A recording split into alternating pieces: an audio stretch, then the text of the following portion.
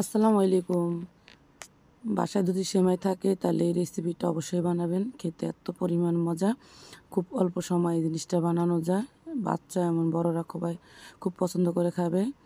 মেহমান আসলেও বসায় রেখে 10 মিনিটের ভিতরে এই রেসিপিটা আপনারা খুব সুন্দরভাবে বানিয়ে নিতে পারবেন, একদম ঝামেলাবিহীন। এখানে চুলায় প্যান বসাই দিয়ে আমি এখানে দিয়েছি 1 টেবিল চামচ ঘি দিয়ে আমি এখানে অর্ধেকটা সেমাই দিয়ে দিয়েছি। দিয়ে খুব সুন্দরভাবে সেমাইটাকে একদম লাল লাল করে ভেজে নিব।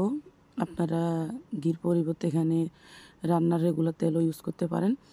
আমার সেমাইটা ভাজা হয়ে গেলে এখানে আমি নিচে হাফ লিটার দুধ নিয়ে এখানে আমি লবণ আর 1 টেবিল চামচ আগার পরিমাণ মতো চিনি দিয়ে আমি খুব সুন্দরভাবে 2-1টা বলক তুলে নিব। আমার 2-1টা বলক তোলা হয়ে গেলে এখানে আমি হালকা একটু জর্দা রং দিয়ে দিব। এটা একদমই অপশনাল, চাইলে দিতে পারেন। দুধের কালারটা যদি সুন্দর দেখা যায় সেজন্য দিছি।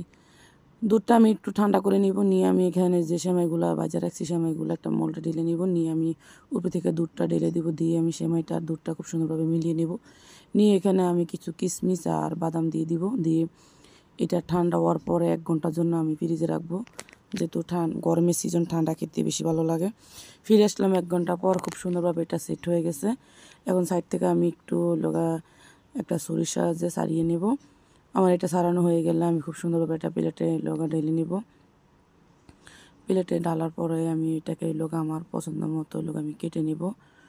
প্রথমে আমি লম্বা করে কাটবো। লম্বা করে কাটার পরে এটাকে আমি আরেকভাবে কেটে নিব। সাইডভাবে কেটে আমি এটাকে একদম চোখে স্টাইলের কাটবো। আপনারা আপনাদের পছন্দ মতো কেটে নিতে পারেন জিনিসটা। এটা খেতে অসাধারণ একটা মজা। আর তো ফ্রিজে ঠান্ডা ঠান্ডা খেলে আরও বেশি মজা।